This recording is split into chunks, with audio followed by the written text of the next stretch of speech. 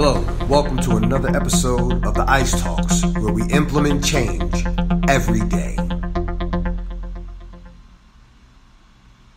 Hey, Harold S. Reed Jr. here, and this is another episode of the Ice Talks. You have to forgive me. I'm kind of jumping back in the saddle. I've been gone for a couple of weeks, and I'm back. I had to take a break from podcasting just to prepare myself for my black belt test, which I successfully passed this past weekend. Hooray. All right. But now let's start moving forward. Let's get back into business. Now, what I want to talk to you about today is something that I talked about in a video I posted over the course of the weekend while I was reflecting. And it's about being on the other side of pain, the other side of a challenge, the other side of struggle. When I was going through the different phases of my black belt test, every challenge was significant. Every challenge was something that I encountered in smaller increments, but got put to the test to the extent that at this point, or rather at that point, when facing the particular challenge during the test, it was something I had never done before. And each challenge got harder. Notice it's difficult for me to talk about because I have to intentionally be vague, because there are things about the test I cannot disclose. Nothing illegal, it's just, quite frankly, none of your business. Just know that it was hard. Okay? Just know that I was faced with one challenge and I just dove in. Let's get it done. And you know what? Hell, let's have fun doing it. So there was that. Then the next challenge came. And then that's when it wasn't fun no more, but it was just a challenge. It just had to be done. It had to be conquered. And I got to the other side of that. Then the next challenge was I'm like, oh, what the hell with this? I can't do this. I'm done. But if I do that, then why did I go through what I just went through? All right, so let's get this done. Let's just get it out of the way. Jump in. Get that challenge done. Then the next challenge is even harder. And the next challenge is even harder. And next thing you know, one thing I will say, I will divulge, because my master instructor put it online. People had me running up the side of a mountain. Yes. And came down. And then guess what? There was another couple of challenges waiting for me at the bottom of that mountain when I got back. But I passed it. I got past that day. And that was only the second day. All right. Then the third day, let's just say it was 5 hours that I will never forget for the rest of my life. 5 hours that I will never forget for the rest of my life.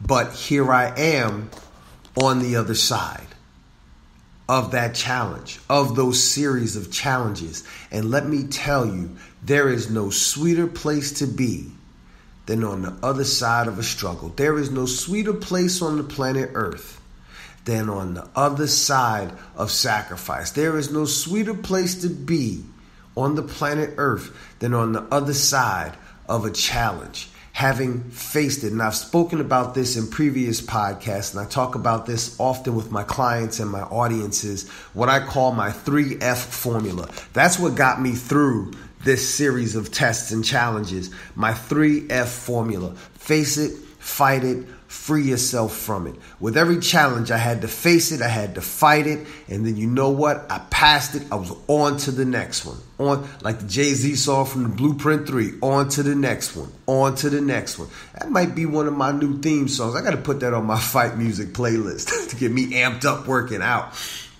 But listen, let me tell you something. Life is going to come with a whole series, a whole litany, a whole laundry list of strife, struggles, and the twins known as trials and tribulations. You got to get through them.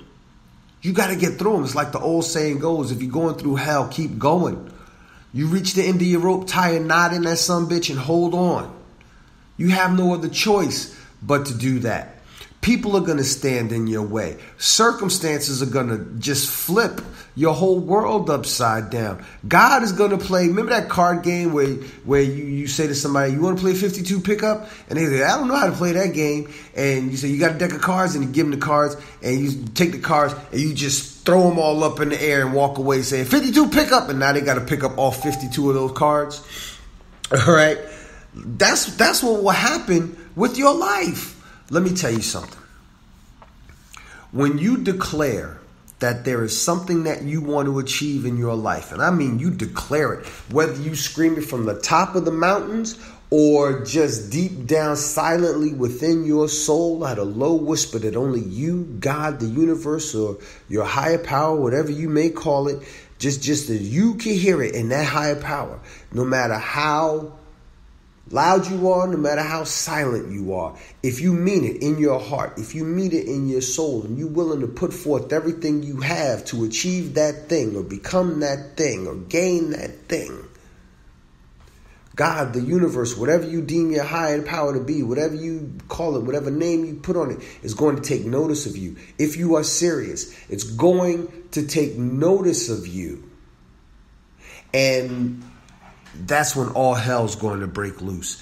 That's when the challenges are going to come. And it's going to come slow. It's going to be one, little thing. So maybe something you forgot that just came back to bite you in the butt. Maybe somebody that, you expected to pick you up at a certain time shows up 10, 15 minutes late. Maybe, little things. Somebody breaks something in the house. Nobody want to admit that they did it. Little things. And then next thing you know, you find yourself having to replace your entire exhaust system on your car. You find yourself having to help a relative out financially, but that puts you in the hole. You find yourself having to work hard in other areas so you can compensate and try to dig yourself out of that hole.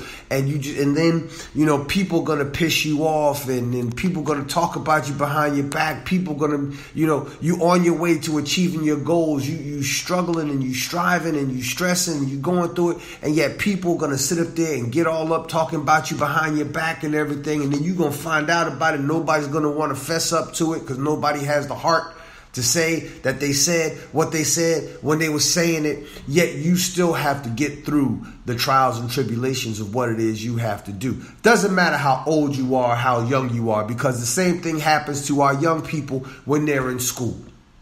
One thing I've noticed, and it really reflected upon me when I was pledging my fellowship, Grew 5 Grew Social Fellowship Incorporated, and this was maybe 26, 27 years ago. When people put themselves in a position to where people talk about commitment all the time. People talk about, I'm committed to this, da da da da da da. All right. Then they put themselves in a position where they actually have to step up and they actually have to honor that commitment. And sometimes putting yourself in that position, you give away control of yourself, because you have to submit to something greater than yourself to become a part of that thing that is greater than yourself, so you can add the greatness you possess to that greatness and make it even greater. But you have to submit to that greatness first. I had to submit to my fellowship. I had to submit to the Air Force. I had to submit to my lodge. I had to submit to my Shihan, my master instructor. I had to submit to this process. But this is what happens with a lot of people. They put themselves in a position where they have to submit, but then at that same time, when all of those tragedies begin to strike, they give in to those tragedies. And instead of submitting to the challenge that they put themselves before, or that they set themselves up for, instead of submitting to the challenge and overcoming the challenge and facing and fighting and freeing themselves from the challenge, they submit to the tragedy. Let me say that again. Instead of submitting to the challenge that they set themselves up for, that they put themselves in front of, or rather put in front of them, Instead of submitting to that challenge, that thing that they said that they wanted to do to become greater or belong to something greater than themselves, instead of submitting themselves to that and staying laser focused and mission mindseted on that thing, when those challenges come up, when those tragedies arrive, they submit instead to the tragedy. That's when, listen, oh, my mother's uterus fell out, my uvula hurts, everybody in the world in your family has a problem that only you can solve. You ain't got no extra money. Excuse me, let me rephrase that. You don't have any extra money. You're not balling out of control. You're not the millionaire in the family. You're not a doctor. You're not a nurse. You're not a lawyer. You're not a cop. But every problem that everybody in your family has at this point in time, where you should be focusing on this challenge that you put yourself up to, instead of facing that, when it gets hard, and what actually happens is it gets hard and you actually start looking for tragedy. You start looking for other challenges that will take you away from the challenge that you know will add to your personal greatness and give you the opportunity to add to someone else's personal greatness. But see, that's the real test. That's the real challenge. That's the real struggle. You have to face yourself. You have to fight your inner demons. You have to take everything that the world has to throw at you and put it on your back and carry it through to the other side of that struggle. Because like I just got through saying, there's no sweeter place on the face of this planet than the other side of a struggle. But no, the reality is your relatives don't need you the way you say they do. The tragedies that you're using as an excuse to get away from the challenge you put before yourself, those aren't tragedies. Those aren't tragedies. They're barely blips on the problem radar. You made them up. Dare I say you're lying. But you're not lying to the people who you're backing away from. You're not lying to the people you're lying to yourself. You're lying to yourself and you're denying your own greatness because you refuse to face the challenge that you put before yourself. See, once again, I'll say this. I've said it before and I'll say it probably till the day I die. If I say it on my deathbed, I look forward to the day that I say this yet again. People don't fail because they're afraid of failure. People say, oh, I'm afraid I'm going to fail, so I'm not even going to try. No. People, that's the disguise. That's the mask. When people say, I didn't think I could do it. And listen, I've experienced that in my life myself. But the reality is people fail not because they're afraid that they're going to fail, so they don't bother to try. People fail because they're afraid that they're actually going to succeed. They're actually going to have to work at a harder and higher level to get to that next level. And then once they get to that next level, they're going to have to maintain that higher standard of work and effort that they had to put forth in order to get to that level. And if they want to go to yet an even higher level, they're going to have to put forth an even higher standard amount of effort and work. That's why people fail. That's one of the main reasons why people fail. People are afraid to face the challenges that aren't outside in the world, but the challenge that exists within them. Again, I'll put it another way that I've also said time and again. People, it's not the people who talk to us that talk us out of our dreams and goals. It's the person that talks inside of us, that talks within us, that talks us out of our dreams and goals. You got to ignore yourself and you have to submit yourself to the challenge. Face it, fight it, and free yourself from it. And I guarantee you will see that there is no better place on the face of this planet than the other side of a struggle. Hey, this is Harold S. Reed Jr. Thanks again for listening to the ICE Talks, where we implement change every day. And I'm glad to be back.